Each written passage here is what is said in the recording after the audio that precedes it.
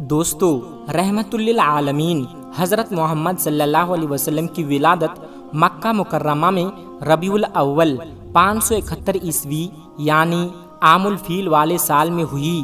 ابن سعد کی روایت ہے کہ حضور کی والدہ نے فرمایا کہ جب محمد صلی اللہ علیہ وسلم کی پیدائش ہوئی تو میرے جسم سے ایک نور نکلا جس سے ملک شام کے محلات روشن ہو گئے۔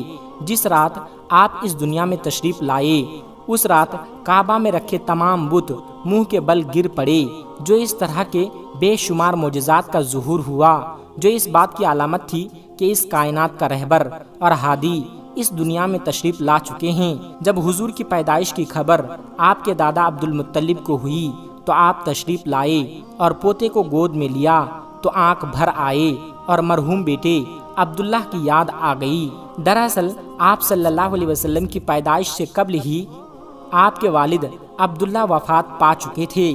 جناب عبد المطلب حضور کو خانہ کعبہ میں لے گئے اور اللہ سے ہر قسم کے فتنہ و شر سے محفوظ رکھنے کی دعا کی۔ جناب عبد المطلب نے آپ کا نام محمد رکھا۔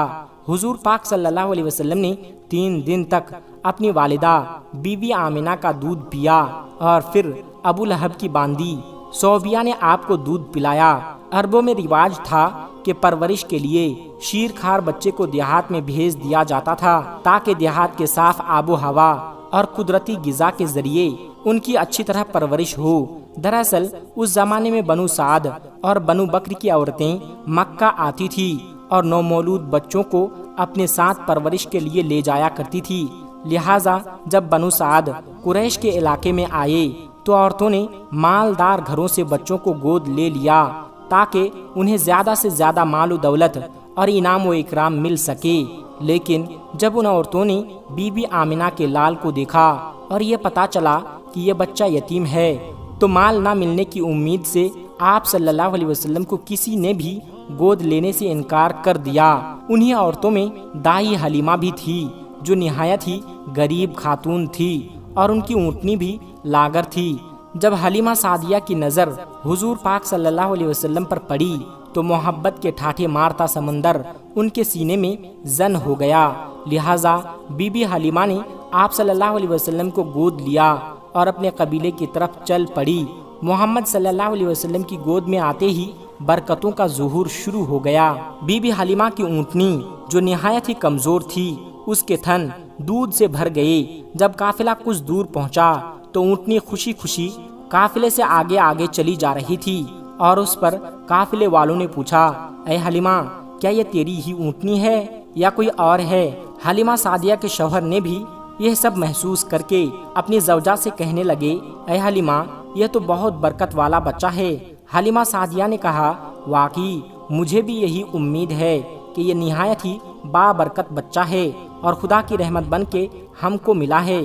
جب بی بی حلیمہ سعدیہ قافلے کے ساتھ اپنے گاؤں پہنچی تو وہاں سخت قحط پڑا ہوا تھا۔ تمام جانور کے تھن میں دودھ سوکھ چکے تھے، لیکن حضور پاک صلی اللہ علیہ وسلم کو لے کر جب بی بی حلیمہ اپنے گھر میں تشریف لائے تو بکریوں کے تھن دودھ سے بھر گئے۔ بی بی حلیمہ خود فرماتی ہے کہ اب روزانہ میری بکریاں چراگاہ سے واپس آتی تو ان کے تھن دودھ سے بھرے ہوئے ہوتے تھے، جبکہ ہر طرف سوکھا پڑا تھا اور لوگوں کو اپنی جانوروں سے ایک قطرہ دودھ نہیں ملتا تھا۔ لہٰذا میرے قبیلے والوں نے اپنی چرواہوں سے کہا کہ تم لوگ بھی اپنی جانوروں کو اسی جگہ چراؤ جہاں حلیمہ سعدیہ کی بکریاں چرتی ہے، مگر یہ چراگاہ یا جنگل کا کوئی دخل نہ تھا۔ یہ تو رحمت للعالمین محمد صلی اللہ علیہ وسلم کی برکت کا فیض تھا جس کو میں اور میرے شوہر کے سوا میری قوم کا کوئی شخص نہیں سمجھ سکتا تھا۔ حضور پاک صلی اللہ علیہ وسلم کے آنے کے بعد سے اللہ تبارک و تعالیٰ کی طرف سے بی بی حلیمہ مسلسل اضافے اور خیر و برکت کا مشاہدہ کرتی رہی۔ حضور کی ابتدائی 2 سال حلیمہ سعدیہ اور ان کے شوہر حارث کے گود میں گزرے۔ 2 سال کا عرصہ گزر جانے کے بعد نبی پاک صلی اللہ علیہ وسلم کی نمائش اور تندرستی کا حال دوسرے بچوں سے اتنا اچھا تھا۔ 2 سال میں ہی آپ خوب اچھے بڑے معلوم ہونے لگے تھے۔ حضور اعلیٰ صفات و خوبیوں کی بنا پر بچپن سے ہی باقی بچوں سے جدا دکھائی دیتے تھے۔ آپ نہایت ہی سنجیدہ مزاج اور غور و فکر کرنے والے ذہن کے مالک تھے۔ جب حلیمہ سعدیہ کے بیٹے حضور کو اپنے ساتھ جنگل لے کر جاتے اور بکریاں چرایا کرتے تو واپس آ کر بی بی حلیمہ کو بتائے کہ اے امی جان، محمد بڑی شان والے ہیں، جس وادی میں جاتے ہیں ہرا بھرا ہو جاتا ہے، دھوپ میں ایک بادل ان پر سایہ کرتا رہتا ہے، ریت پر آپ کے قدم کا نشان نہیں پڑتا، اور جنگل کے جانور محمد کے قدم چومتے ہیں۔ ایک روز آپ صلی اللہ علیہ وسلم کے دودھ شریک بھائی دوڑتے ہوئے حلیمہ سعدیہ کے پاس آئے اور بتایا کہ 2 آدمیوں نے محمد کا پیٹ چاک کر دیا ہے۔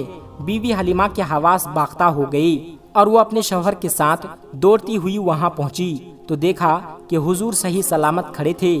جب حضور سے پوچھا گیا کہ آپ کو کیا ہوا تھا تو آپ صلی اللہ علیہ وسلم نے بتایا کہ سفید کپڑے والے 2 آدمی آئے تھے، انہوں نے مجھے لٹا کر میرا سینہ چاک کر دیا اور اس کے اندر سے ایک خون کا لوتھڑا نکالا، پھر اسے سونے کے لیے ایک تشت میں رکھ کر آب زمزم سے دھویا اور پھر اسے اسی طرح اپنی جگہ رکھ کر سینہ بند کر دیا۔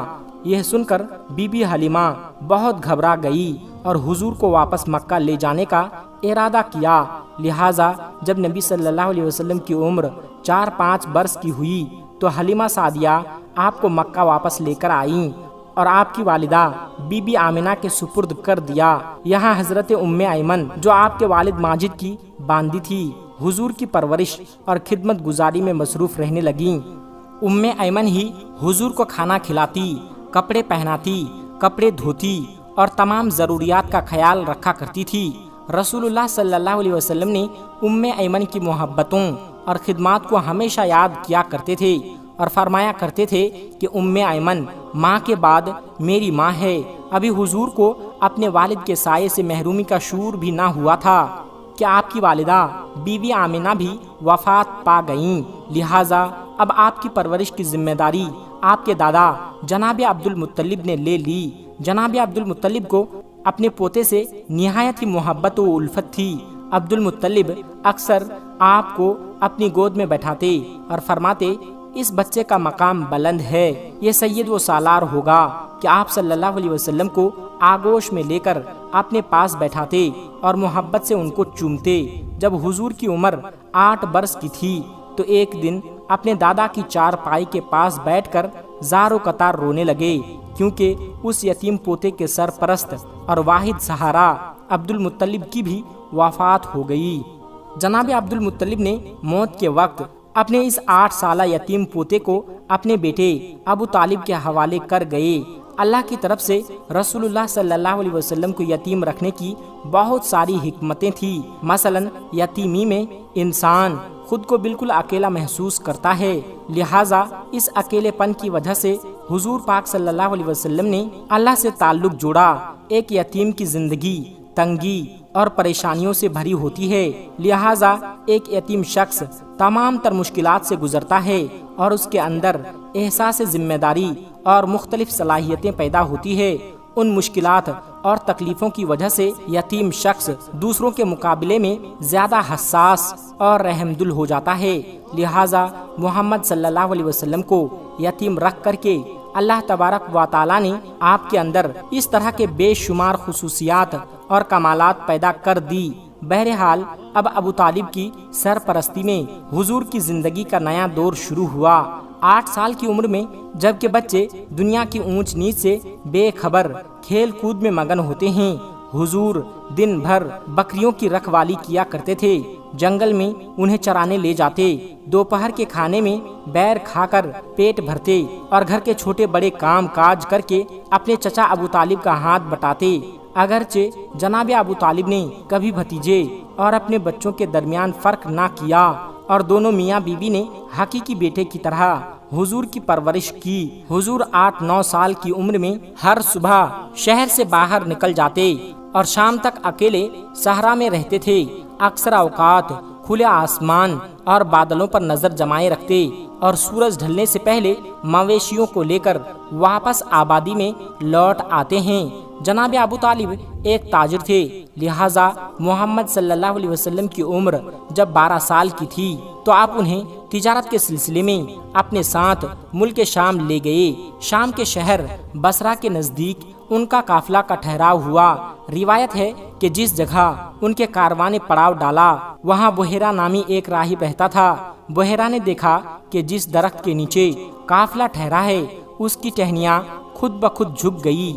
اس نے دیکھا کہ ایک 12 سال کا لڑکا قافلہ میں شامل ہے جس پر بادل کا ایک ٹکڑا سایہ کیے ہوئے ہیں۔ بحیرہ ایک عالم اور دانشور راہب تھا۔ وہ سمجھ گیا کہ وہی موعود ہیں جس کی بشارت ہماری کتابوں میں موجود ہے۔ وہ جناب ابو طالب سے ملا اور ان کو نصیحت کی کہ اپنے بھتیجے کی پوری نگرانی کریں۔ یہ وہی بچہ ہے جس کا ذکر آسمانی کتابوں میں ہے۔ بحیرہ نے ابو طالب سے کہا کہ انہیں یہاں سے واپس مکہ بھیج دو اور شام نہ لے جاؤ کیونکہ انہیں یہودیوں سے خطرہ ہے۔ لہٰذا جناب ابو طالب نے چند غلاموں سمیت حضور پاک صلی اللہ علیہ وسلم کو مکہ واپس بھیج دیا۔ جناب ابو طالب کا بیان ہے کہ میں نے کبھی بھی نہیں دیکھا کہ محمد نے کبھی کسی سے کوئی جھوٹ بولا ہو یا کبھی کسی کو دھوکہ دیا ہو یا کبھی کسی کو کوئی تکلیف دی ہو یا کبھی کسی کو کوئی بیہودہ بات کہی ہو۔ حضور ہمیشہ خوش اخلاق، نیک اطوار، نرم گفتگو، بلند کردار اور اعلیٰ درجے کے پارسا اور پرہیزگار تھے۔ رسول پاک صلی اللہ علیہ وسلم بچپن میں تمام بچوں سے مختلف طبیعت کے مالک تھے۔ آپ نے باقی بچوں کی طرح شرارتی اور شوخیاں نہ کی تھی بلکہ آپ بچپن سے ہی اس کائنات کے نظام پر غور و فکر کیا کرتے تھے۔ حضور کی جس معاشرے اور سماج میں پرورش ہوئی اور جہاں آپ نے اپنے بچپن اور جوانی کا وقت گزارا اس میں زناکاری، فحاشی، شراب نوشی، سود، ناچ گانا اور ہر قسم کی برائیاں زوروں پر تھی۔ ایسے معاشرے میں تمام تر برائیوں سے محفوظ رہنا اور کسی معمولی سے معمولی برے عمل سے اپنی سیرت کو داغدار نہ ہونے دینا یہ ایک غیر معمولی بات ہے۔ دوستو آج کی ویڈیو میں بس اتنا ہی۔ ملتے ہیں ایک پھر نئی ویڈیو کے ساتھ، تب تک کے لیے السلام علیکم ورحمۃ اللہ وبرکاتہ۔